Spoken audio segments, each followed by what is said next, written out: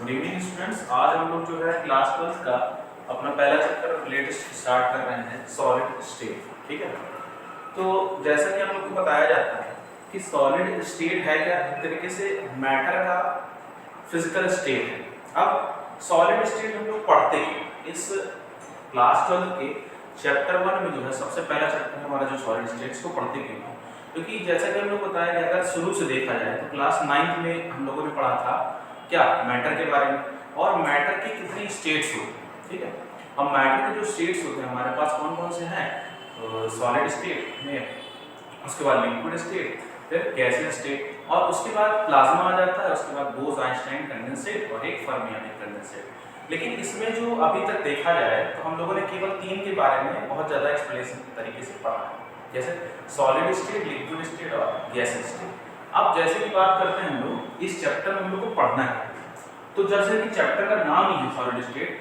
जाहिर सी बात हम लोग को सॉलिड की सारी प्रॉपर्टीज के बारे में पढ़ना पड़ेगा। अब ये सॉलिड स्टेट ही क्यों पढ़ रहे हैं हम लोग, एक चीज जान लीजिए कि जैसे सबसे पहले सॉलिड स्टेट पढ़ने से पहले हमको ये मैटर की डेफिनेशन पता होनी चाहिए। ठीक है, तो मैटर की डेफिनेशन लगभग सभी को पता है, क्या, एनीथिंग व्हिच है mass, fixed amount of mass and occupy space. तो दो वर्ड हमारे पास आते हैं, क्या, फिक्स्ड मास और स्पेस। स्पेस या फिर और इसको वॉल्यूम भी कह सकते हैं। ठीक है, तो दो चीजें हमारे पास होनी जरूरी है किसी भी मैटर को स्टडी करने के लिए। दो चीजें हमारे पास होनी जरूरी है, क्या, पहली चीज उसका कुछ मास होना चाहिए और दूसरी चीज उसके पास कुछ ना कुछ वॉल्यूम होना चाहिए। अब अगर मान लीजिए ऐसा हमारे यूनिवर्स में कोई ऑब्जेक्ट नहीं जिसके पास मास ना हो, ठीक है, या फिर जो कोई ना कोई स्थान ना घेरता या फिर कोई ना कोई स्पेस ऑक्यूपाई ना करता, तो इसलिए हम ये कह सकते हैं कि हमारे अर्थ पर जितने भी ऑब्जेक्ट हैं वो सारे क्या हैं, मैटर के तरीके से हम लोग उसको ट्रीट कर सकते हैं। अब जो मैटर को डिवाइड किया गया है on the basis of physical state, या फिर ये कह सकते हैं एक क्लासिफिकेशन जो किया गया है on the basis of physical states, ठीक, तो ये कितने टाइप्स के होते हैं, इनको सबसे पहले आता है सॉलिड, उसके बाद बात करते हैं लिक्विड की, उसके बाद होता है गैस। ये तीन हमारे पास मेन पार्ट्स हैं, कौन कौन से, सॉलिड, लिक्विड और गैस, जिसके बारे में हम लोग को ज्यादा से ज्यादा पढ़ना है। अब तीन और कौन कौन से हैं, तीन है प्लाज्मा, उसके बाद बोस आइंस्टाइन कंडेंसेट, ठीक है, उसके बाद आता है फर्मियन कंडेंसेट। तो ये टोटल मिलाकर के 6 पार्ट होते हैं मैटर के, या 6 स्टेट्स होती हैं। तो मेन हमारे पास क्या है, सॉलिड, लिक्विड और गैस। 3 मैटर की स्टेट्स ऐसी है जिनके बारे में हम लोग को सबसे ज्यादा पढ़ना है, कौन कौन से, सॉलिड, लिक्विड और गैस। अब जैसा कि हम लोग को बताया गया है कि सॉलिड, लिक्विड, गैस, अगर हम क्लास 12 की बात करें तो क्लास 12 में हम लोग पढ़ रहे हैं सॉलिड स्टेट, ठीक है, ये हम लोग पढ़ रहे हैं क्लास 12, ठीक। अब गैसियस स्टेट के बारे में हम लोगों ने पढ़ चुका है कहां पर, क्लास 11 में, ठीक है, क्लास 11 में स्टेट्स ऑफ मैटर के, स्टेट्स ऑफ मैटर, ठीक। अब लिक्विड क्या है, इसको भी हमने पढ़ा है क्लास 11 में, कहां पढ़ा है, फिजिक्स के पार्ट में पढ़ा है। फिजिक्स में कहां पर, fluid mechanics, fluid mechanics, fluid mechanics में इसको हम लोग पढ़ चुके हैं। लेकिन अभी एक ऐसी चीज है जो हमको बचा हुआ है पढ़ने के लिए, क्या, वो है सॉलिड। तो सॉलिड के बारे में जैसे मान लीजिए मैटर, देखिए हमारे जो एक तरीके से एकेडमिक सेशन जो है हमारा 11th-12th का, उसमें हमें मैटर की 3 स्टेट्स के बारे में सबसे जरूरी है जानना। तो 2 स्टेट्स के बारे में लोग जान चुके हैं, लिक्विड कैसे होता है इसको बताने की जरूरत नहीं, क्लास 11 में आप लोग फिजिक्स में पूरा का पूरा फ्लूइड मैकेनिक्स आप लोग पढ़ चुके हैं, कैसे लिक्विड फ्लो करता है, उसका फ्लो किस तरीके से डिसाइड होता है, कैसे लैमिनार फ्लो, ये सब सारी चीज वगैरह वगैरह आप लोग पढ़ चुके हैं। अब गैसियस स्टेट की अगर बात करें तो क्लास 11 में आप लोग पढ़े, जैसे गैस के लॉज हैं, डिफरेंट लॉज हैं, boys law, Charles law, petrol law, उसके बाद आइडियल गैस इक्वेशन और रियल गैस इक्वेशन, उसके बाद एनर्जी कर्व, ये पूरा चीजें आप लोग सब पढ़ चुके हैं। लेकिन अभी जो चीजें बची हुई हैं वो है सॉलिड। अब अगर बात करें सॉलिड है क्या, ठीक है, या सॉलिड स्टेट या फिर सॉलिड है, तो सॉलिड को हम लोग ये कह सकते हैं कि most stable form of matter. क्यों? क्योंकि मैटर के अगर जितने भी अलग अलग स्टेट्स हैं उसमें से सबसे स्टेबल कौन है? सॉलिड। तो इसको एक तरीके से कह सकते हैं कि सॉलिड है क्या? Most stable form of matter. ठीक, अब इसको जो है मोस्ट स्टेबल फॉर्म क्यों कहा जाता है? क्योंकि देखिए, अब जैसे एक तरीके से अगर थर्मोडायनामिक केमिस्ट्री की तरफ चले जाएं या थर्मोडायनामिक्स की तरफ चले जाएं तो हम लोगों ने देखा होगा दो टाइप की हमारे रिएक्शन होती है। कौन कौन सी? एक होती है एक्सोथर्मिक और एक होती है एंडोथर्मिक। ठीक, एक हम लोगों ने इसके साथ साथ ये बताया जाता है कि एक्सोथर्मिक रिएक्शन में एनर्जी रिलीज होती है और किसी रिएक्शन में अगर एनर्जी रिलीज हो रही है तो उसका मतलब ये है कि प्रोडक्ट रिएक्टेंट से ज्यादा स्टेबल है। मतलब जो फॉर्म होने वाला प्रोडक्ट है, जो रिजल्टेंट हमारा प्रोडक्ट है, उसकी एनर्जी क्या हो जाएगी? कम। क्यों? क्योंकि उसकी स्टेबिलिटी जब बढ़ जाएगी तो एनर्जी अपने आप कम हो जाएगी। जाहिर सी बात है, क्योंकि एनर्जी और स्टेबिलिटी क्या होता है? एक दूसरे के इनवर्सली प्रोपोर्शनल होते हैं। ठीक, तो अगर प्रोडक्ट की स्टेबिलिटी ज्यादा है तो इसलिए अगर उससे अगर हम कंक्लूजन देखें और रिएक्शन की बात करें कि रिएक्शन अगर एक्सोथर्मिक है, एनर्जी मतलब रिलीज हो रही है, प्रोडक्ट की स्टेबिलिटी बढ़ रही है, तो इसका मतलब ये सीधे सीधे कह सकते हैं वो रिएक्शन क्या है? फीजिबल है। फीजिबल का मतलब समझते हैं कि हाँ वो रिएक्शन अपने आप हो सकती है, या फिर ये भी कह सकते हैं कि स्पॉन्टेनियस है। ठीक है, तो ये सारे अलग अलग टर्मिनोलॉजी है जो कि हमको जो है कहाँ से पता होना चाहिए? क्लास 11 में थर्मोकेमिस्ट्री आप लोगों ने पढ़ा हुआ है। ठीक, उसी से हम लोग को ये पता चलना चाहिए। ठीक, तो सीधे सीधे हम ये कह सकते हैं कि सॉलिड क्या है? Most stable form of matter. क्यों? बिकॉज constituent particle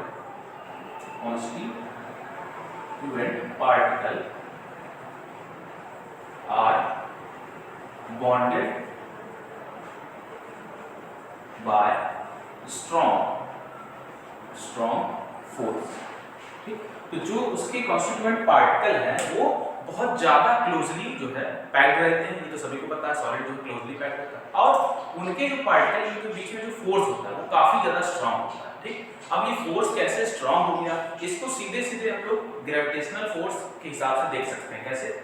मान लीजिए अगर दो पार्टिकल है, ठीक है, ये पार्टिकल इस तरीके से पास में, ठीक, ऐसे, या फिर हमने थोड़ा दूर कर दिया इसको।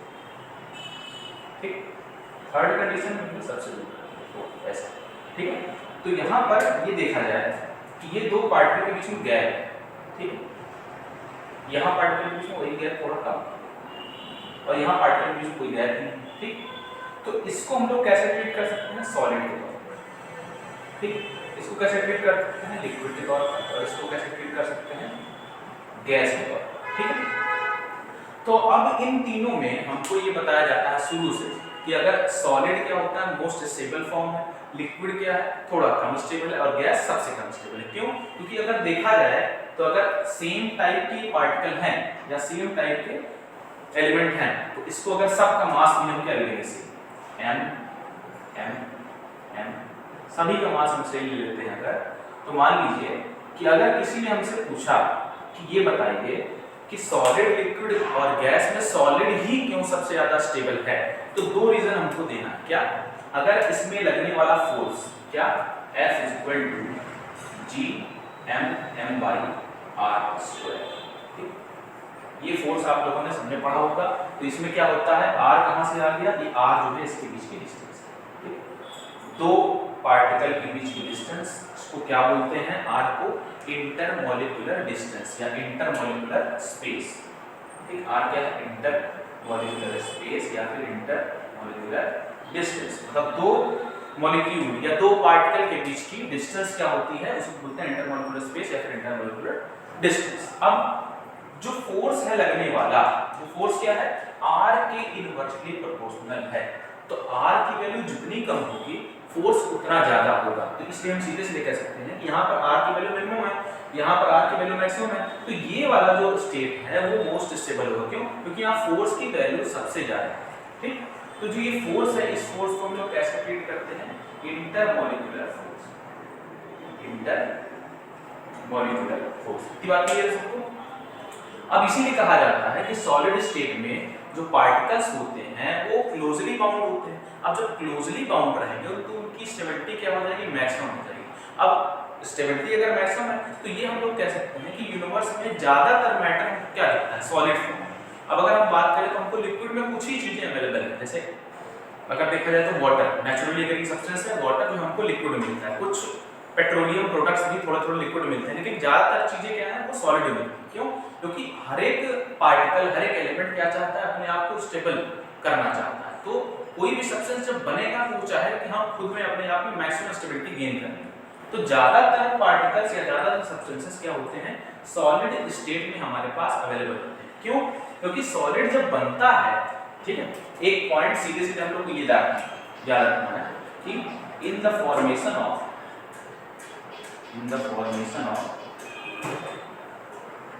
सॉलिड great amount great या फिर large कह सकते हैं इसको, large amount of energy will be released। ठीक, ये कह सकते हैं कि सॉलिड के फॉर्मेशन में मैक्सिमम एनर्जी रिलीज होती है, जिस कारण से क्या होता है कि सॉलिड इतना ज्यादा स्टेबल होता है। अब इससे सीधे सीधे हम लोग ये कनेक्ट कर सकते हैं कि जब ज्यादा अमाउंट में एनर्जी रिलीज होगी तो एक्सोथर्मिक रिएक्शन होगा, और एक्सोथर्मिक रिएक्शन होगा तो प्रोडक्ट की स्टेबिलिटी ज्यादा होगी, इसलिए सॉलिड जब बनता है तो उसकी स्टेबिलिटी क्या है, मैक्सिमम। इतनी बात सब क्लियर है, फिर आगे चलते हैं। ठीक है, ठीक है। तो अभी तक जो है हम लोगों ने ये पढ़ा कि सॉलिड है क्या, क्यों हम लोग इस चैप्टर में सॉलिड स्टेट के बारे में पढ़ते हैं। अब सीधे सीधे सॉलिड तो स्टार्ट कर दिया हम लोगों ने, अब सॉलिड की कुछ जनरल प्रॉपर्टीज ये भी हमको पता होना चाहिए। वैसे पता सभी को है, बस एक थोड़ा सा रिवीजन हो जाएगा इसका और कुछ। ठीक है, तो सॉलिड क्या है, जनरल प्रॉपर्टीज ऑफ सॉलिड। ठीक है, अब जनरल प्रॉपर्टीज में है क्या, सबसे पहली चीज तो ये है इसका कि शुरुआत में हमको ये बताया जाता है कि सॉलिड जो होता है उसका शेप, साइज और वॉल्यूम, ये दोनों ही चीजें क्या होती हैं, फिक्स होती हैं। शेप, साइज एंड वॉल्यूम, ये क्या होता है, फिक्स होता है। ठीक है, और जैसे आप लोग को भी लग रहा होगा सर काफी लो लेवल का होता है, लो लेवल का नहीं, ये स्टार्टिंग से आपको पूरा बताया जाएगा। ठीक है, स्टार्टिंग से जैसे आप लोग को लग रहा हो कि हाँ ये तो काफ़ी चीज़ें हम लोग 9th में 10th में 11th पढ़ चुके हैं, लेकिन ये जरूरी है, हर एक चीज़ बताना जरूरी है। बाद में फिर आप लोग को लगेगा कि हाँ कुछ छूट रहा है, इसलिए ये सारी चीज़ें इनसे भी क्वेश्चंस बनते हैं। ठीक है, अब कैसे बनेंगे हम बताएंगे। अब शेप, साइज और वॉल्यूम क्या है, ये सारी चीज़ें फिक्स होनी चाहिए। ठीक है, वो सॉलिड स्टेट में रहता है। अब इसके बाद जो है दूसरा पॉइंट हमारा आता है क्या, कि जो सॉलिड होता है वो गुड कंडक्टर होता है हीट और इलेक्ट्रिसिटी का। ठीक है, solid is good conductor of heat and electricity. ठीक है, अब जैसे मान लीजिए कि इसी पॉइंट से अगर आपसे एक डायरेक्ट क्वेश्चन पूछ लिया जाए, क्या पूछा जाए, जैसे मान लीजिए क्वेश्चन ये है कि एक है वाटर H2, ठीक है, ये है प्योर वाटर, और एक H2 है टैप वाटर, एक NaCl है, ठीक है, प्लस H2 और एक है NaCl, ठीक है। तो ये चार क्वेश्चन दिए हुए हैं, ठीक है। अब क्वेश्चन ये है कि हमसे पूछा जाएगा which of the following conduct electricity. ठीक है, तो अगर इसमें पूछ लिया जाए हमसे कि which of the following conduct electricity, तो हम लोग क्या बताएंगे। अब जाहिर सी बात है, आप लोग को ये पता ही होगा कि प्योर वाटर कभी भी इलेक्ट्रिसिटी कंडक्ट नहीं कर सकता। ठीक है, तो प्योर वाटर तो नहीं करेगा, ये बात तो फिक्स है, चलिए प्योर वाटर हटा दिया जाए। टैप वाटर कंडक्ट कर सकता है, इसमें क्या होते हैं, फ्री आयंस होते हैं। कैसे, किस कारण से ये इलेक्ट्रिसिटी कंडक्ट करता है, जैसे आप लोगों ने पढ़ा होगा हार्डनेस किस कारण से होती है, कैल्शियम और मैग्नीशियम के कारण, कैल्शियम एंड मैग्नीशियम के कारण। तो यही दो जो आयंस होते हैं, इसी कारण जो है टैप वाटर इलेक्ट्रिसिटी कंडक्ट कर सकता है। किस फॉर्म में रहते हैं, सल्फेट और क्लोराइड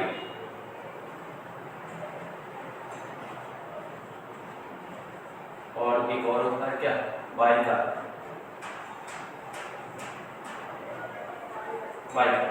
तो इनके फॉर्म में ये सारे जो है और कौन सा आयन बनाते हैं, Ca2+ और Mg2+। तो ये तो कंडक्ट नहीं कर सकता, ये कर सकता है। अब तीसरा ऑप्शन ये है कि NaCl ऊपर वाटर में डाल दिया जाए तो क्या होगा कि ये कंडक्ट कर जाएगा, ठीक है, ये कंडक्ट कर जाएगा। लेकिन यहाँ पर एक और ऑप्शन दिया है क्या, NaCl सॉलिड। तो एक चीज जान लीजिए, ठीक है। तो अभी तक जो है हम लोगों ने कुछ प्रॉपर्टीज देखी सॉलिड की, जैसे लास्ट प्रॉपर्टी हम लोग देखी कि मॉल्टन स्टेट में और एक्वस स्टेट में जो है वो करंट और इलेक्ट्रिसिटी या फिर हीट को कर सकता है, ठीक है, कंडक्ट। लेकिन कुछ ऐसी स्टेट्स जैसे सॉलिड स्टेट, ठीक है, सॉलिड में अगर है तो वो करंट इलेक्ट्रिसिटी को कंडक्ट नहीं कर सकता। बट किसमें होना चाहिए, या तो मॉल्टन स्टेट में हो या फिर एक्वस स्टेट। एक्वस का मतलब है कि पानी में वो मिक्स होना चाहिए या फिर मॉल्टन होना चाहिए, मॉल्टन मतलब मेल्टेड फॉर्म में ये होना चाहिए। अब इसके बाद जो नेक्स्ट प्रॉपर्टी है सॉलिड की, अब कुछ प्रॉपर्टीज हम लोग बेसिक देख चुके हैं। अब जैसे सॉलिड का मेल्टिंग पॉइंट ज्यादा होता है, जाहिर सी बात है सॉलिड ज्यादा स्टेबल है तो उसका मेल्टिंग पॉइंट ज्यादा होगा। तो इस तरीके से सॉलिड का जनरल क्लासिफिकेशन हम लोगों ने देख लिया। अब जब इस चैप्टर में मेनली पढ़ना हम लोग को सॉलिड के बारे में, सॉलिड के बारे में अगर पढ़ना है तो नेक्स्ट हम स्टार्ट करते हैं क्लासिफिकेशन ऑफ सॉलिड, ठीक है।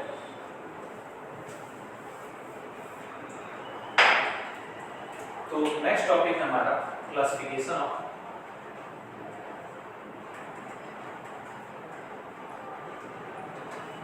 Solids on the basis of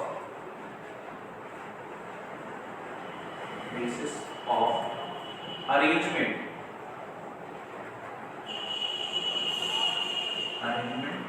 of constituent particle।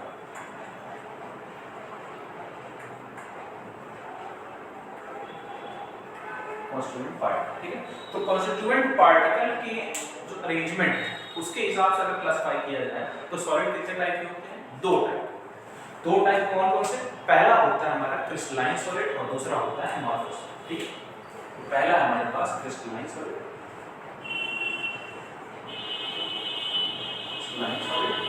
और दूसरा होता है एमॉर्फस, ठीक है।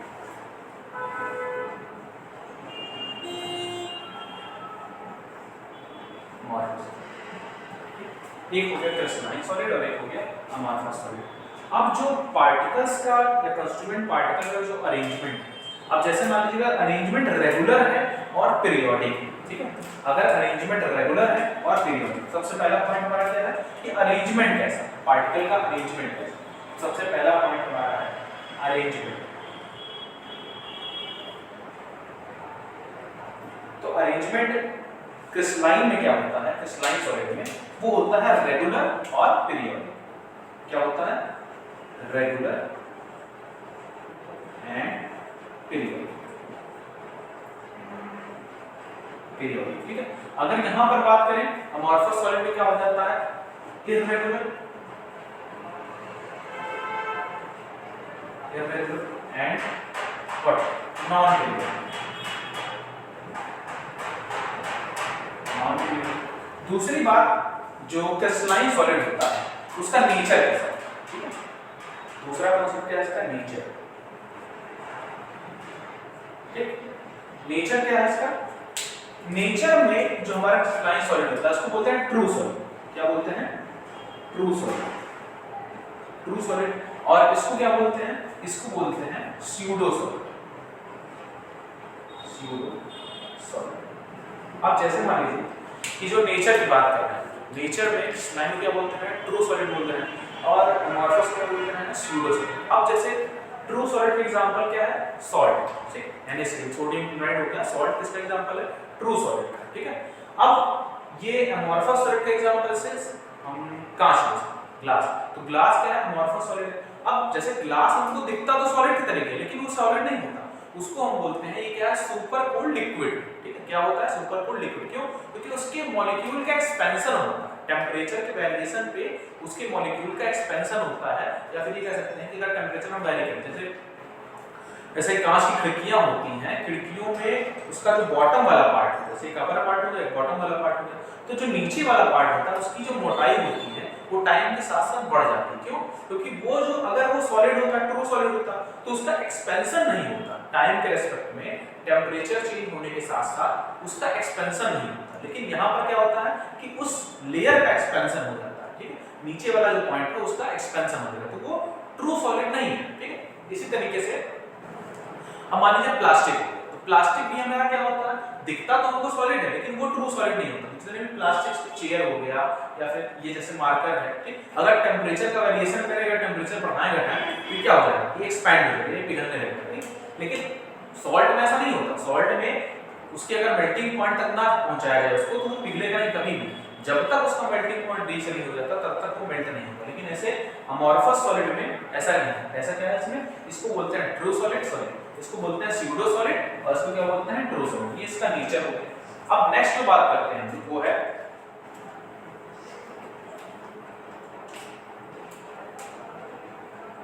मेल्टिंग पॉइंट, ठीक। मेल्टिंग पॉइंट इसका कैसा होता है, मेल्टिंग पॉइंट इसका जो होता है वो फिक्स होता है, ठीक है। मेल्टिंग पॉइंट इसका क्या होता है, फिक्स है, और इसका मेल्टिंग पॉइंट क्या होता है, रेंज होता है, ठीक है। कैसा होता है, रेंज। जैसे इसका मेल्टिंग पॉइंट एग्जांपल के तौर पर अगर हम देखें, जैसे इसका 700 डिग्री सेल्सियस, ठीक है, तो इसका मेल्टिंग पॉइंट क्या हो जाएगा, बिटवीन 700 टू 800। तो यहाँ पे 700 डिग्री सेल्सियस फिक्स है, लेकिन यहाँ पर क्या है 700 से 800 डिग्री सेल्सियस के बीच में कहीं पर भी हो सकता है। तो ये क्या है, रेंज वाइज हो गया, और यहाँ पे क्या हो गया, एक फिक्स वैल्यू हो गई, तो इसका मेल्टिंग पॉइंट हो गया, ठीक। स्टेबिलिटी की अगर बात करें, इसकी बात करें, स्टेबिलिटी,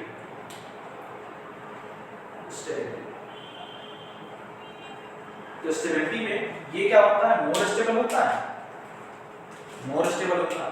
इसको क्या बोल देंगे, मोर स्टेबल, इसको क्या बोल देंगे, लेस स्टेबल,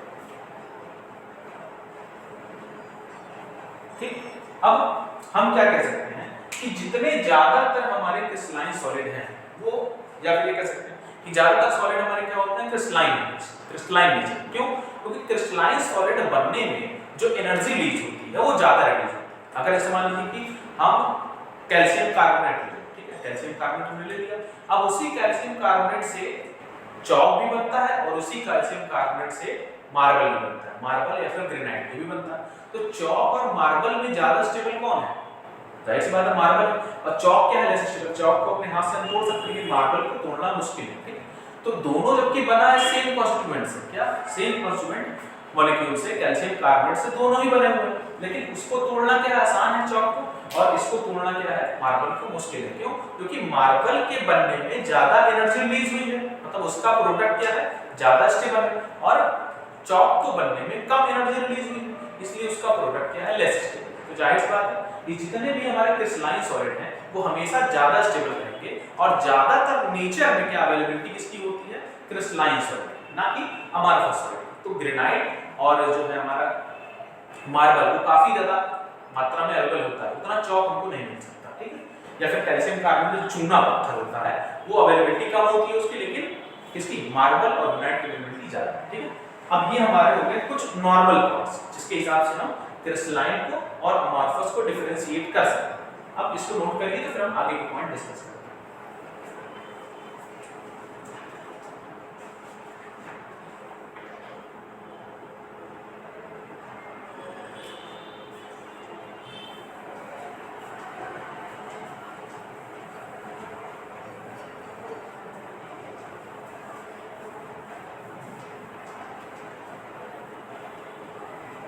अब देखिए, अब एक स्ट्रक्चर हम लोग बनाएंगे, स्ट्रक्चर किसका, क्रिस्टलाइन सॉलिड का और अमॉर्फस सॉलिड का। उसी के हेल्प से ये सारी प्रॉपर्टी जो बताई गई हैं उसको हम लोग डिस्कस करेंगे, ठीक है।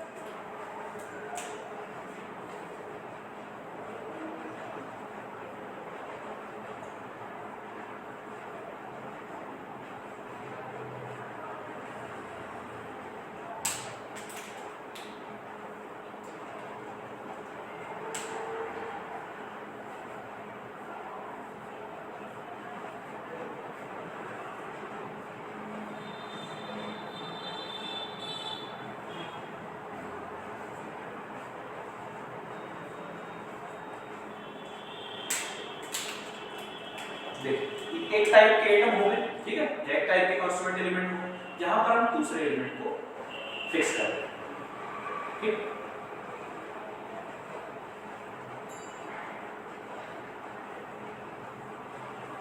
ठीक है, अब जैसे ही यहाँ पर दूसरे एलिमेंट को फिक्स किया जाएगा,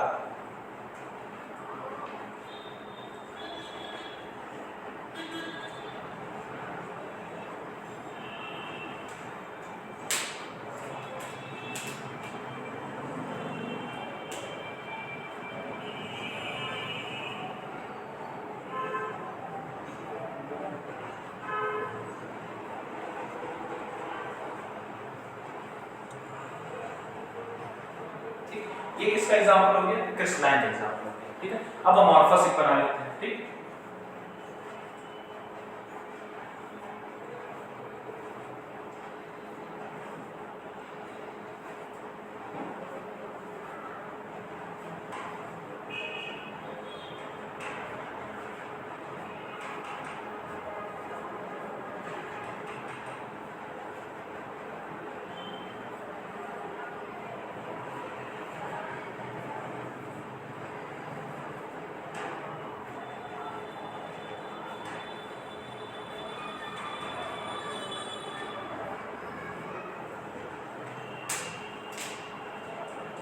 अब जहां जहां स्पेस है वहां वहां जो है हम लोग अलग अलग एलिमेंट को अरेंज करें।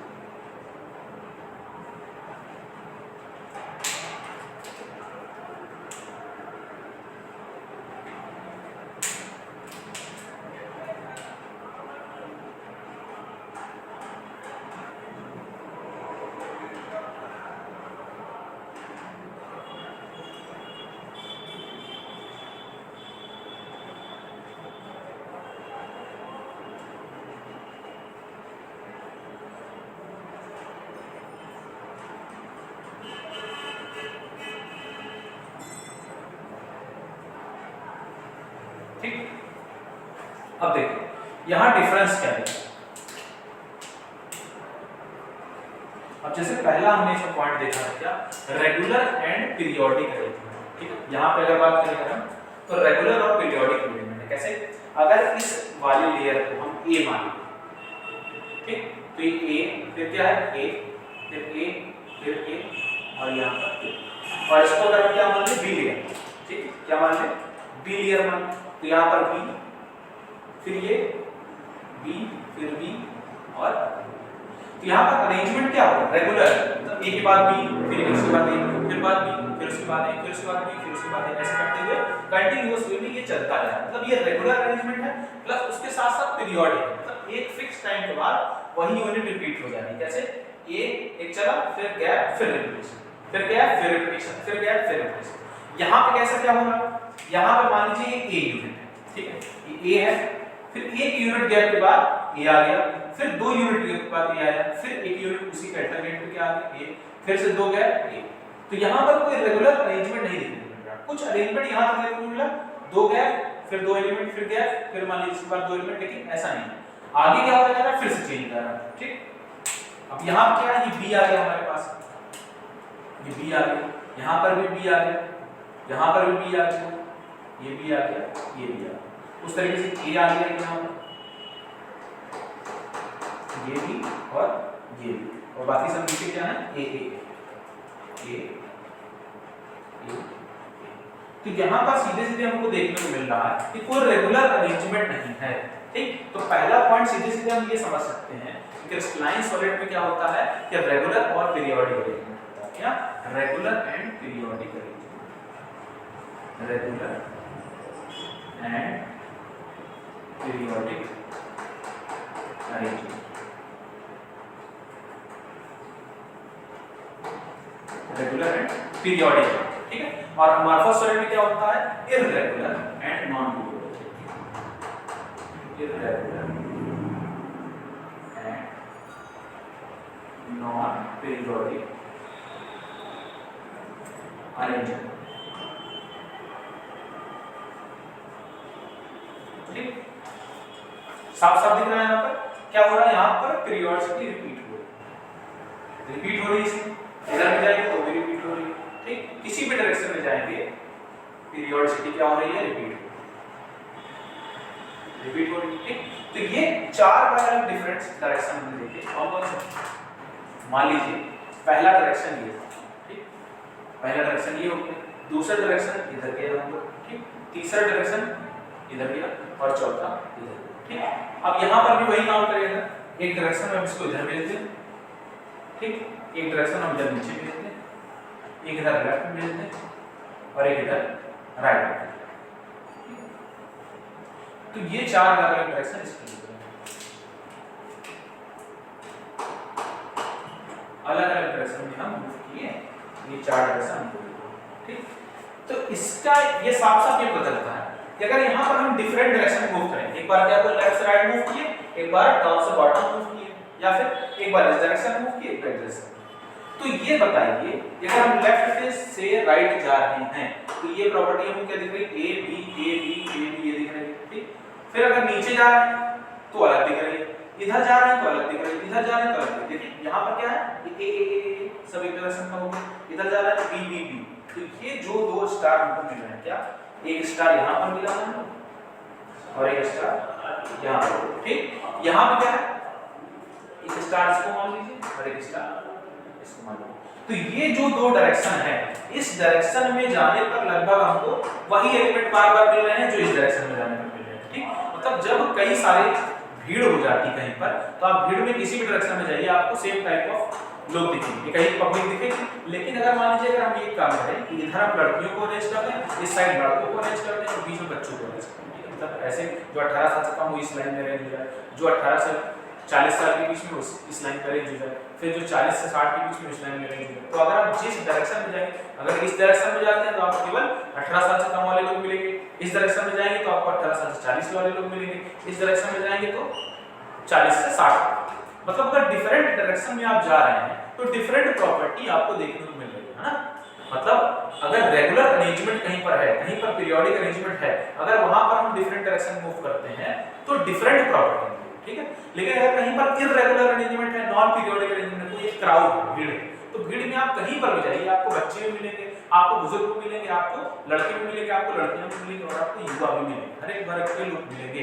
तो जब आप क्राउड में कहीं जाते हैं, किसी भी डायरेक्शन में आप चले जाइए, हर एक टाइप के लोग आपको मिलेंगे, मतलब सेम चीजें आपको मिलेंगी।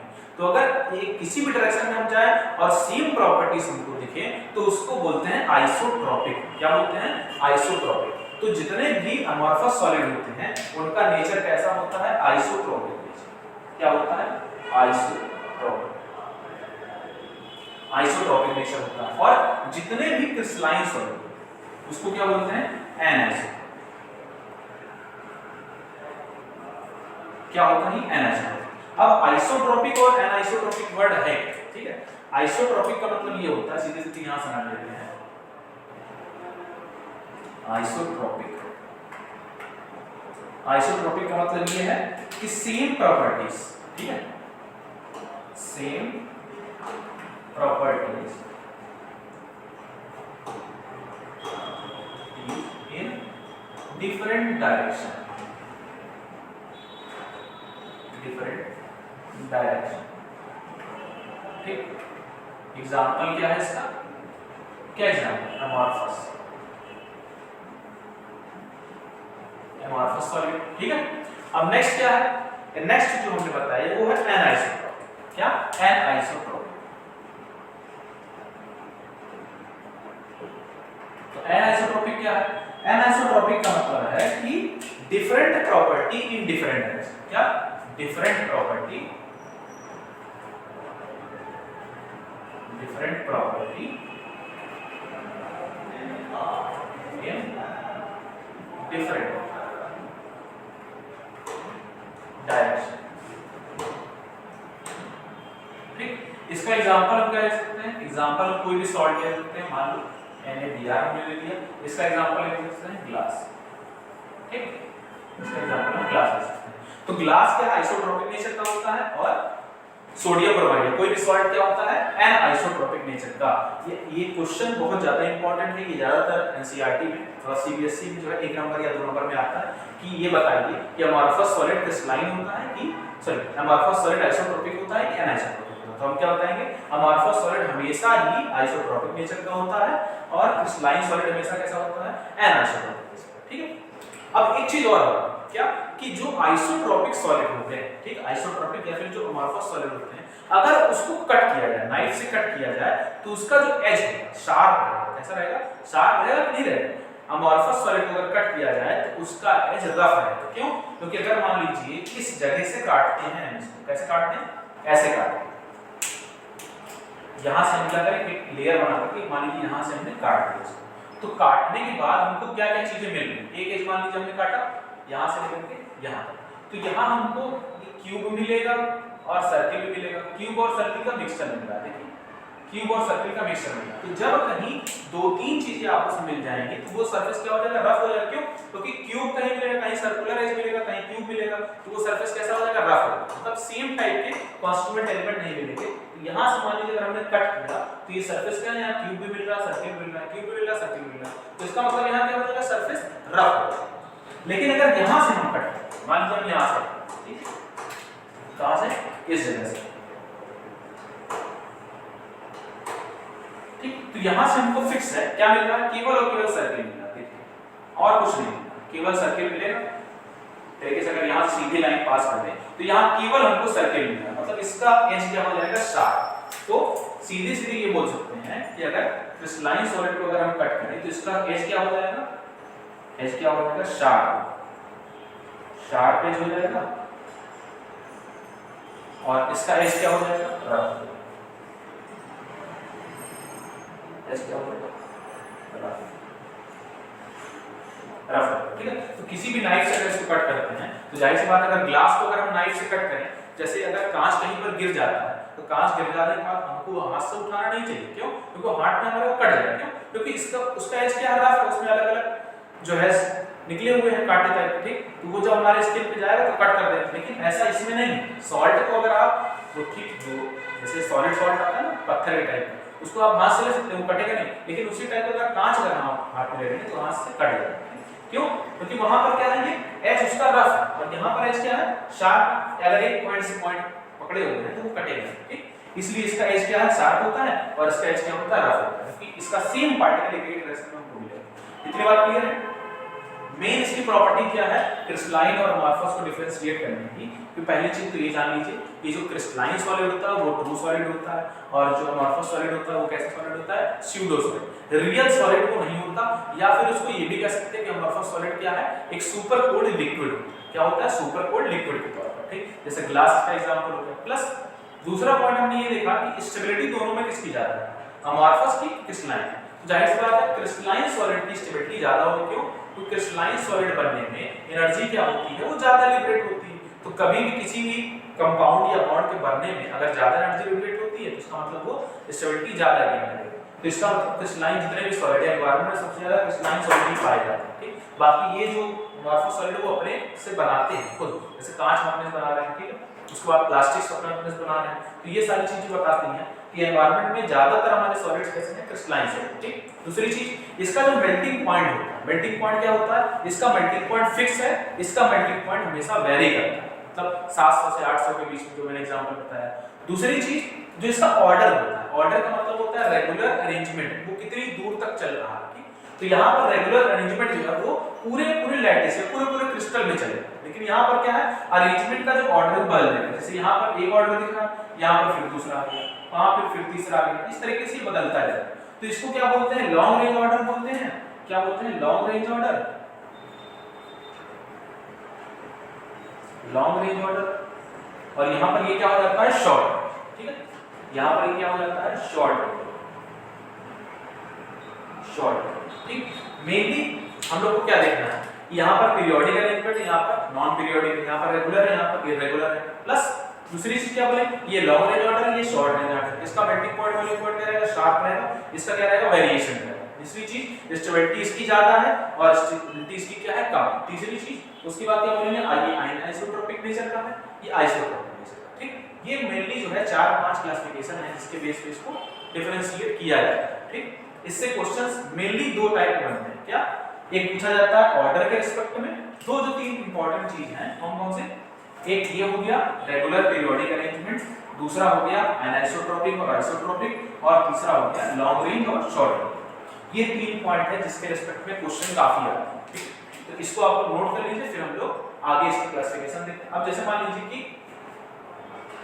नोट करने के बाद अभी जो बताएंगे वो क्या है, क्रिस्टलाइन सॉलिड हमारे पास एनवायरनमेंट में ज्यादातर अवेलेबिलिटी इसकी, ठीक।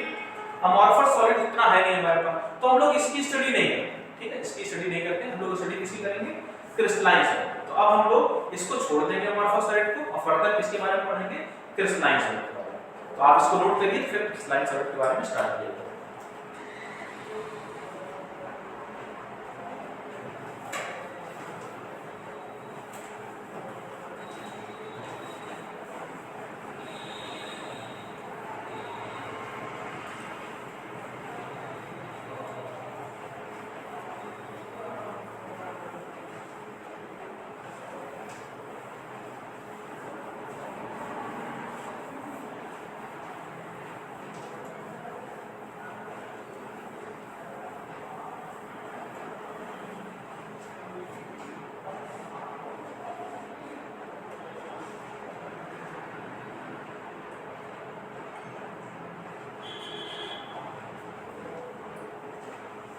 चलिए अब जो है देखते हैं हम लोग classification of crystalline solid.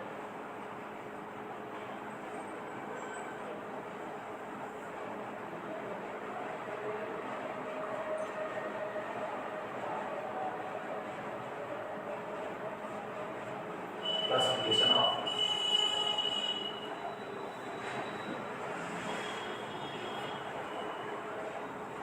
Of crystalline solid.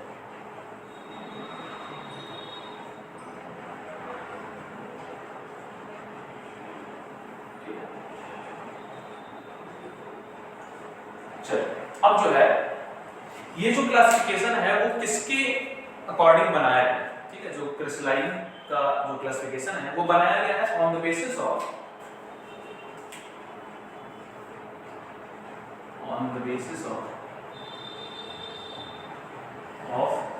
Bonding. पहला क्या है, बॉन्डिंग, और दूसरा क्या है, कॉन्स्टिट्यूएंट एलिमेंट।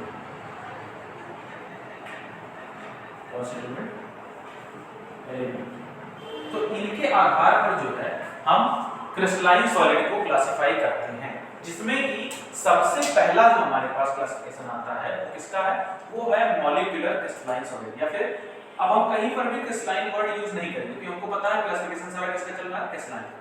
तो हम लोग क्या पढ़ेंगे, पहले सबसे पहला पढ़ेंगे मॉलिक्यूलर सॉलिड, मॉलिक्यूलर सॉलिड। उसके बाद दूसरा आता है हमारा आयनिक सॉलिड, आयनिक सॉलिड। तीसरा हमारा आता है कोवेलेंट सॉलिड, कोवेलेंट सॉलिड। और चौथा हमारा आता है मेटालिक सॉलिड, ठीक। जैसे कि नाम से ही सब क्लियर हो रहा है कि मॉलिक्यूलर सॉलिड में कॉन्स्टिट्यूएंट एलिमेंट कौन होंगे, मॉलिक्यूल होंगे। कौन कौन से मॉलिक्यूल हो सकते हैं, अब इसमें हम दो टाइप के सॉलिड पढ़ेंगे। कैसे, एक होगा वॉन डर वाल फोर्स से अट्रैक्ट हुआ वाला, और एक हम पढ़ेंगे हाइड्रोजन बॉन्डेड वाला, ठीक है। तो वॉन डर वाल फोर्स क्या होता है, कि कहीं पर भी इसमें कोई चार्ज नहीं होता। वॉन डर वाल फोर्स क्या होता है, एक एलिमेंट का इलेक्ट्रॉन और दूसरे एलिमेंट के न्यूक्लियस से जो अट्रैक्शन होता है उसके कारण जो फोर्स डेवलप होता है उसको क्या बोलते हैं, वॉन डर वाल फोर्स। और वहां पर जो बॉन्डिंग होती है उसके थ्रू हम लोग वॉन डर वाल वाला पढ़ेंगे। दूसरा क्या है कि जैसे मान लीजिए H2O भी सॉलिड बनाता है आइस के फॉर्म में, तो उसमें क्या होता है, हाइड्रोजन बॉन्डिंग होता है। तो वहां पर हम लोग हाइड्रोजन बॉन्डिंग का कांसेप्ट पढ़ेंगे कि हाइड्रोजन बॉन्डेड मॉलिक्यूलर सॉलिड, और एक होगा वॉन डर वाल फोर्स से बॉन्डेड हुआ वाला मॉलिक्यूलर सॉलिड, ठीक। आयनिक सॉलिड में कॉन्स्टिट्यूएंट एलिमेंट क्या हो जाएगा, आयंस हो जाएंगे, क्योंकि जाहिर सी बात आयनिक सॉलिड आयंस ही होंगे। कैसे, कैटायन और एनायन होंगे, उनके बीच में स्ट्रांग इलेक्ट्रोस्टैटिक फोर्स या कूलम्बिक फोर्स जनरेट होगा, इसी कारण से आयनिक सॉलिड बन जाएगा। अब तीसरा जो है कोवेलेंट सॉलिड, ये हमारे पास जो है सॉलिड मोस्ट इंपॉर्टेंट है। क्यों मोस्ट इंपॉर्टेंट है, क्योंकि कोवेलेंट सॉलिड जो है उसका जो स्टेबिलिटी है वो मैक्सिमम होता है, या फिर कह सकते हैं स्ट्रॉन्गेस्ट फोर्स ऑफ अट्रैक्शन के कारण वो बने होते हैं। इसका एग्जांपल कैसे, डायमंड हो गया, ठीक। लास्ट में जो आता है वो आता है मेटालिक सॉलिड। अब मेटालिक सॉलिड भी काफी इंपॉर्टेंट है, क्यों, क्योंकि इसकी बॉन्डिंग कैसे होता है, मेटालिक सॉलिड जो है वो स्टेबिलिटी कैसे गेन करता है। ये सारी चीजें हम लोग वन बाय वन अभी देखेंगे। तो सबसे पहले हम लोग देखेंगे आयनिक सॉलिड के बारे में, ठीक है। सबसे पहले हम लोग देखेंगे आयनिक सॉलिड के बारे में। आयनिक सॉलिड। ठीक, अब आयनिक सॉलिड में कॉन्स्टिट्यूएंट एलिमेंट, कॉन्स्टिट्यूएंट एलिमेंट क्या है? कॉन्स्टिट्यूएंट एलिमेंट वो क्या है? वो है आयंस। ठीक, फोर्स कैसा है? फोर्स जो होता है वो होता है स्ट्रॉन्ग इलेक्ट्रोस्टैटिक, स्टैटिक और कूलाम्बिक, कूलाम्बिक फोर्स। ठीक, कूलाम्बिक फोर्स। अब बॉन्डिंग कैसे होती है? उसमें बॉन्डिंग होती है आयनिक बॉन्ड से आपस में जुड़े होते हैं। ठीक, इसका एग्जांपल हम लोग क्या ले सकते हैं? सिंपल सा एग्जांपल है जैसे कि सोडियम क्लोराइड। ठीक, सोडियम क्लोराइड आपको पता है सॉल्ट NaCl कॉमन सॉल्ट होता है। इसका एग्जांपल कैसे बना सकते हैं? एक लैटिस बना देते हैं। ठीक है, एक क्यूबिकल यूनिट बना देते हैं इसकी, वहां से हम लोग को पूरा क्लियर है।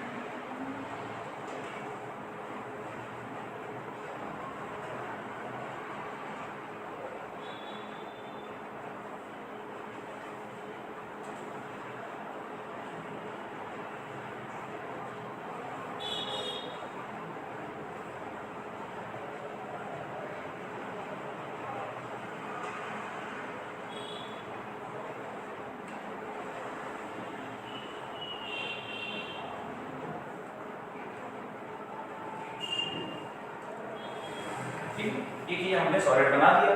अब अगर मान लीजिए कि इसको अगर हम सेंटर मान लीजिए, एक ये, ठीक, अपने आसपास एक जो एलिमेंट है वो अदर एलिमेंट से अट्रैक्टेड होगा। ये इससे हो गया, इधर इससे हो गया, इधर इससे हो गया, इधर इससे, एक इसके पीछे साइड में, ठीक है।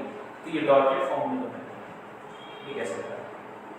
ठीक, ये हो गया। अब इसके आसपास जैसे मान लीजिए अगर इसको सोडियम ट्रीट करेंगे तो इससे पास क्या ट्रीट करेंगे? क्लोरीन। ठीक, अब क्लोरीन जो है कितने आसपास सोडियम से अट्रैक्ट होगा, ये सोडियम, ठीक, ये सोडियम, फिर उसके बाद ये किससे अट्रैक्ट होगा? सोडियम से, ये सोडियम से, ये सोडियम से, ठीक।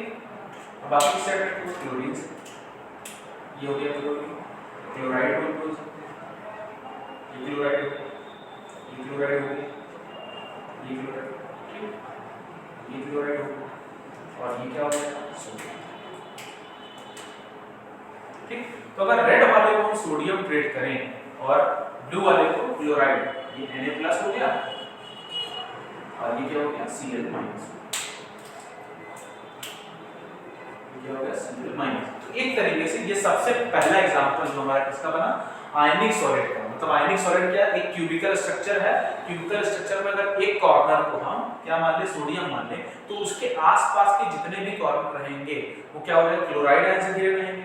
अगर हम एक कॉर्नर को क्लोराइड आयन मान लें तो उसके आसपास के जितने कॉर्नर रहेंगे वो सोडियम आयन से घिरे रहेंगे। मतलब एक सोडियम का आयन उसके आसपास में क्लोराइड आयन और एक क्लोराइड का आयन तो उसके आसपास में सोडियम है। इस तरीके से ये हमारा किसका एग्जांपल हो गया? सोडियम क्लोराइड का। अब ये ज्यादा स्टेबल क्यों या फिर इनके बीच में स्ट्रॉन्ग इलेक्ट्रोस्टैटिक फोर्स काम क्यों करता है? क्यों? क्योंकि इसका जो फॉर्मेशन है वो कैसे होता है? ये होता है जैसे इनके बीच में बॉन्ड कौन सा बनता है? Ionic bond. तो सोडियम क्या करता है? इलेक्ट्रॉन डोनेट करता है, क्या बनाएगा? Na+ इलेक्ट्रॉन, ठीक है। क्लोरीन क्या करता है? इलेक्ट्रॉन एक्सेप्ट करता है, वही क्या बना देता है? Cl-। अगर इन दोनों को ऐड कर दिया जाए तो ये कैंसिल हो जाएगा, ये Na+ Cl मिक्स क्या हो जाएगा? Na+ और प्लस Cl-। इन दोनों के बीच में strong electrostatic force of attraction काम करेगा, जिससे क्या बनेगा? कूलम्ब फोर्स के कारण यहाँ पर आयनिक बॉन्ड बनेगा। अब ये रिएक्शन कैसी होती है? हमको पता है आयनिक फोर्स, आयनिक बॉन्ड के फॉर्मेशन में रिएक्शन कौन सी होती है? Redox reaction.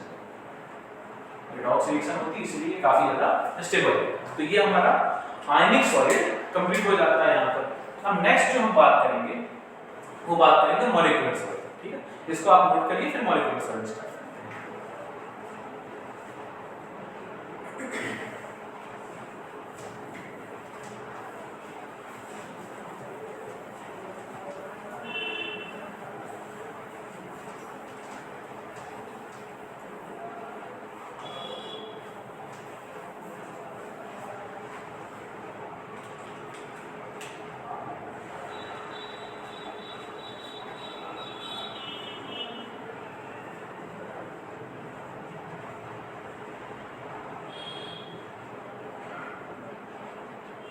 ठीक। मॉलिक्यूलर सॉलिड में जनरली जो है ये ध्यान रखिए दो टाइप के हैं, ठीक। नॉर्मल जो है मॉलिक्यूल जैसे ऑक्सीजन मॉलिक्यूल हो गया, ठीक है, CO2 मॉलिक्यूल हो गया, ये सब।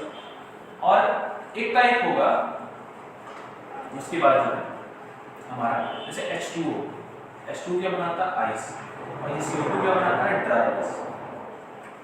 ड्राई, ठीक। तो यहां पर कौन सा फोर्स काम करता है, यहां पर फोर्स काम करता है वॉन डेर वाल्स फोर्स। क्या काम करता है, van der Waals force, van der Waals force. यहां पर वॉन डेर वाल्स फोर्स काम, यहां पर कौन सा फोर्स काम करता है, हाइड्रोजन बॉन्ड, हाइड्रोजन फोर्स, ठीक है। क्यों, क्योंकि CO2 में क्या है कि इलेक्ट्रोनेगेटिविटी का डिफरेंस बहुत ज्यादा नहीं है, ठीक है, कार्बन और ऑक्सीजन के बीच में। तो क्या होता है, इसका इलेक्ट्रॉन उसका न्यूक्लियस के बीच में अट्रैक्शन होगा, इससे क्या बनेगा, वॉन डेर वाल्स फोर्स के कारण उसका सॉलिड बन जाएगा, ठीक। अब यहाँ क्या है, आइस, आइस में क्या होता है कि हाइड्रोजन बॉन्डिंग होती है। कैसे, ये हाइड्रोजन है, ये ऑक्सीजन है, ये हाइड्रोजन, फिर एक और मॉलिक्यूल, ये हाइड्रोजन है, ये ऑक्सीजन है, ये हाइड्रोजन, ठीक। इधर इलेक्ट्रोनेगेटिव, ये इलेक्ट्रोनेगेटिव, इधर इलेक्ट्रोपॉजिटिव, इधर इलेक्ट्रोपॉजिटिव, इनके बीच में आपस में कौन सा बन जाएगा, हाइड्रोजन। तो ये भी एक टाइप का सॉलिड बनाते हैं। कैसे, आइस जो बनता है वो सिंपल से किससे बनता है, हाइड्रोजन बॉन्डिंग के कारण, ठीक। अब जो तीन पॉइंट हम लोग देख रहे थे, क्या कॉन्स्टिट्यूएंट एलिमेंट क्या है इसमें, कॉन्स्टिट्यूएंट एलिमेंट वो क्या है इसमें, वो है मॉलिक्यूल, क्या हो जाएगा, मॉलिक्यूल, ठीक। उसके बाद फोर्स कैसा है इसमें, फोर्स हमने दो टाइप का पढ़ा, क्या, वॉन डेर वाल्स फोर्स, और दूसरा क्या है, हाइड्रोजन बॉन्ड फोर्स। और तीसरा स्टेबिलिटी इसकी क्या होती है, स्टेबिलिटी इसकी थोड़ी लो, काफी ज्यादा स्टेबल नहीं होता सॉलिड। अब जाहिर सी बात है नॉर्मल टेंपरेचर अगर रखेंगे तो आइस जो क्या होगा, पिघल जाएगा, फिर 0 डिग्री सेल्सियस तक होता है। ड्राई आइस में क्या होता है, काफी लो टेंपरेचर पे एग्जिस्ट करता है, वैसे ये भी 0 डिग्री सेल्सियस पे एग्जिस्ट करता है। तो इसकी स्टेबिलिटी क्या होती है, थोड़ी कम, ठीक है। तो ये दोनों चीज आप ध्यान रखें। स्ट्रक्चर कुछ नहीं है इसका, जैसे वाटर का स्ट्रक्चर हम लोगों ने देखा है केमिकल बॉन्डिंग वाले चैप्टर में क्लास 11, जैसे हमने केमिकल बॉन्डिंग वाले चैप्टर में हाइड्रोजन बॉन्डिंग पढ़ाई होगा लास्ट में, इंटरमॉलिक्यूलर और इंटरमॉलिक्यूलर। तो हमने तीन टाइप में देखा, इसमें H2O में भी देखा था, H2O में भी देखा था, प्लस HF में भी देखा था, और NH3 में भी देखा था। इन तीनों में हमने बॉन्डिंग देखा, तो इसकी जरूरत तो है नहीं, ठीक। तो ये हमारा क्या कंप्लीट हो गया, मॉलिक्यूलर सॉलिड। अब नेक्स्ट जो बात करेंगे हम लोग, वो बात करेंगे कोवेलेंट सॉलिड, ठीक।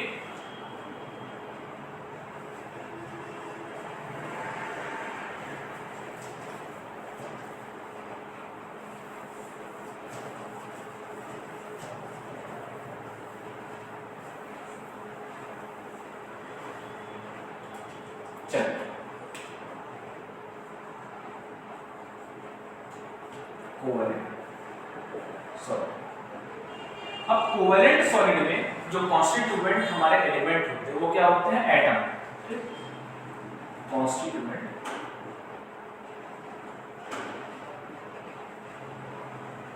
एलिमेंट क्या होता है, वो होता है एटम, ठीक।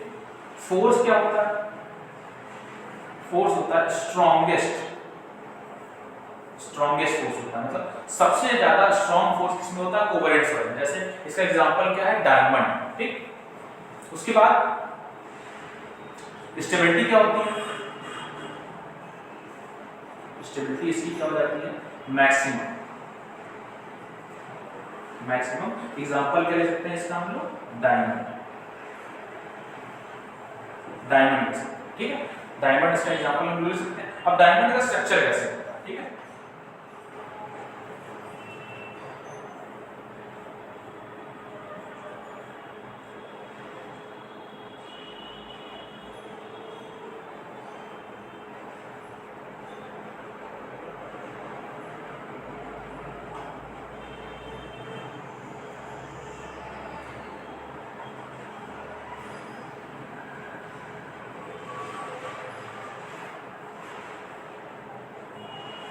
इस तरीके से डायमंड का स्ट्रक्चर हमको मिल जाएगा, ठीक।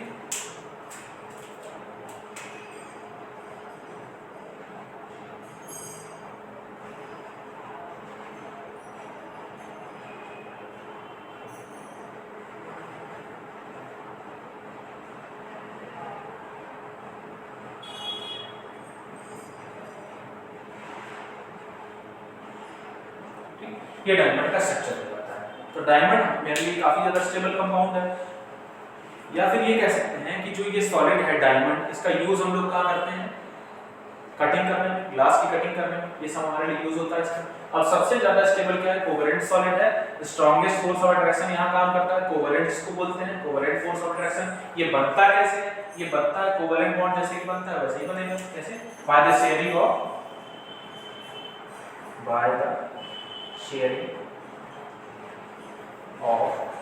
इलेक्ट्रॉन। ठीक है, किससे बनता है, by the sharing of electron. ठीक, तो ये हमारा जो है कोवेलेंट सॉलिड का डेफिनेशन हो गया या फिर एक्सप्लेनेशन हो गया। अब इसके बाद जो लास्ट सॉलिड हमारा वो है मेटेलिक सॉलिड। ठीक, इसके बारे में स्टडी करेंगे, इसको नोट करिए।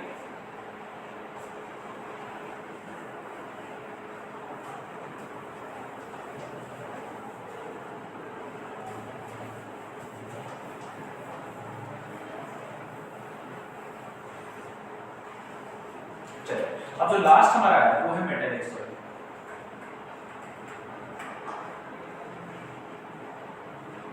ठीक, इसके जो कॉन्स्टिट्यूएंट एलिमेंट वो क्या होते हैं,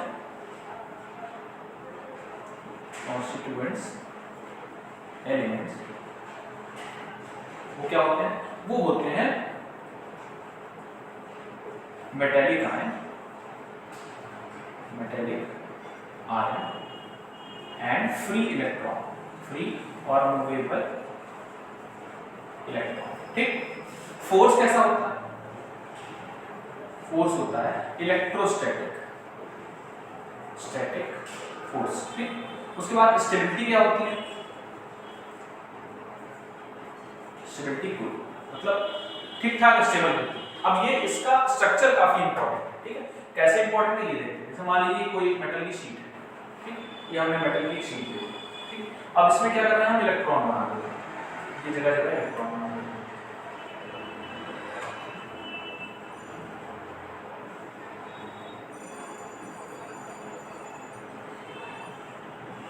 ये मान लीजिए इलेक्ट्रॉन। अब इसी इलेक्ट्रॉन के बीचों बीच क्या रहेगा, ये इसको क्या कह सकते हैं, इसको बोलते हैं sea of electron, sea of electron. ठीक, इस पूरे शीट में इलेक्ट्रॉन पूरा जो है वो मूवेबल है, मतलब ये मूव भी कर सकता है, ये मूव कर सकता है। ठीक है, और वो किसी भी डायरेक्शन में मूव कर सकता है। ठीक, मूव कर सकता है। साथ साथ इसके अंदर क्या है, इसके अंदर जो है वो पॉजिटिव क्या है, मेटल आयन, जैसे मान लीजिए ये हो गया,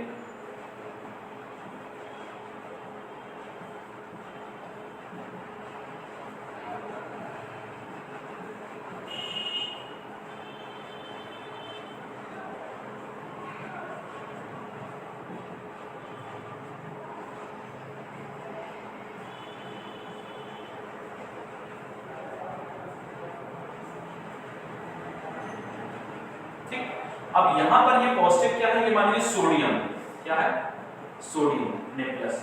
ठीक, सोडियम है।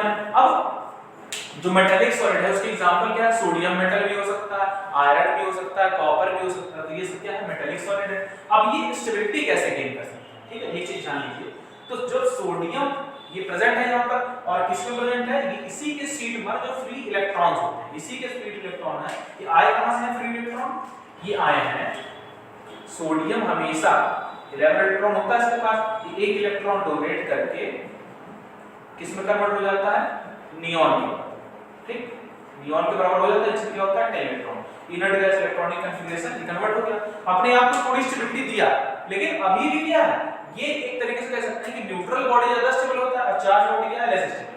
तो ये नेगेटिव वाला पार्ट इलेक्ट्रॉन और ये पॉजिटिव वाला, ठीक है, इन दोनों के बीच में क्या होता है, यहाँ पर अट्रैक्शन, क्या होता है, अट्रैक्शन होता है। और उसी अट्रैक्शन के कारण क्या होता है, थोड़ा स्ट्रॉन्ग बॉन्ड बन जाता है। यहाँ पर क्या होगा, अट्रैक्शन होगा, इस कारण कौन सा बॉन्ड बनेगा, मेटालिक बॉन्ड। ठीक है, मेटालिक बॉन्ड बन जाएगा। अब मेटालिक बॉन्ड बन जाएगा, अब ये कह सकते हैं कि मेटल इलेक्ट्रिसिटी को कंडक्ट कैसे कर सकता है। ठीक, तो यही कारण है कि इसका जो फ्री इलेक्ट्रॉन है इस शीट के अंदर, वो फ्री इलेक्ट्रॉन मूव करेगा। तो मान लीजिए इस डायरेक्शन में अगर फ्री इलेक्ट्रॉन मूव कर रहा है तो करंट किस डायरेक्शन में जनरेट होगी, इस डायरेक्शन में आई करंट भी जनरेट हो जाएगी आसानी से।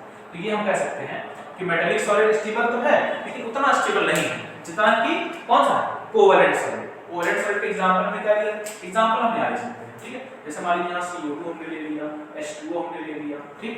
यहाँ पर एग्जांपल ले सकते हैं, मान लीजिए NaCl हमने ले लिया, NaBr ले लिया, ठीक। कोई भी सॉल्ट ले सकते हैं। कोवेलेंट सॉल्ट के एग्जांपल डायमंड हमने ले लिया, ठीक। और भी कई सारे ले सकते हैं। मेटालिक सॉलिड में हमने सोडियम ले लिया, ठीक, कॉपर ले लिया, जिंक ले लिया। अब मेटालिक सॉलिड में स्टेबिलिटी क्या होती है, देखिए दो चीज, ये दो तरीके से स्टेबिलिटी गेन करते हैं। कैसे? एक लेस स्टेबल भी होता है, लेस स्टेबल, या फिर ये पाया जाता है सॉफ्ट फॉर्म, ठीक, और कुछ होते हैं मोर स्टेबल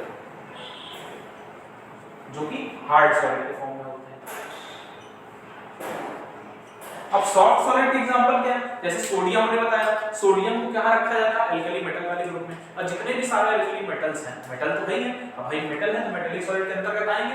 अब मेटालिक सॉलिड वो तो सॉफ्ट वाले हैं, क्योंकि उसको नाइफ से कट किया जाए तो आसानी से वो कट हो सकता है, तो वो सारे किसमें आ जाएगा? एल्कली मेटल वाले ग्रुप में, लेस स्टेबल सॉफ्ट सॉलिड। और बाकी जो मेटल है पूरे हमारे पीरियोडिक टेबल में और कुछ एलिमेंट, वो किसमें आ जाएंगे? हार्ड सॉलिड में, हार्ड मेटालिक सॉलिड। इस तरीके से हमारा जो क्लासिफिकेशन है क्रिस्टलाइन सॉलिड का वो कंप्लीट होता है। अब नेक्स्ट जो बात आती है वो बात आती है कि क्रिस्टलाइन सॉलिड तो कंप्लीट हो गया। अब जैसे एक एग्जांपल हमने बताया था आयनिक सॉलिड का, जिसमें हमने क्यूब बनाया था, एक क्यूब नहीं उसमें 4 क्यूब अटैच थे, ठीक है। तो उसमें से जो एक क्यूब होता है उसको बोलते हैं लैटिस। क्या बोलते हैं? लैटिस। अब लैटिस क्या है? एक स्मॉलेस्ट यूनिट बायोलॉजिकली के हिसाब से देखें तो स्मॉलेस्ट यूनिट क्या होती है? सेल। बॉडी की स्मॉलेस्ट फंक्शनल यूनिट क्या होती है? सेल। और कई सारी सेल्स आपस में अगर रेप्लिकेशन करें तो पूरा का पूरा ह्यूमन बॉडी का स्ट्रक्चर बना सकते हैं, ठीक है। क्योंकि स्टार्टिंग कहां से होती है? एक सिंगल सेल से होती है, फिर वो 2 सेल बनती है, 2 से 4 बनती है, 4 से 8 बनती है, इस तरीके से बढ़ते हुए पूरी की पूरी ह्यूमन बॉडी डेवलप हो सकती है। वैसे ही केमिस्ट्री के अंतर्गत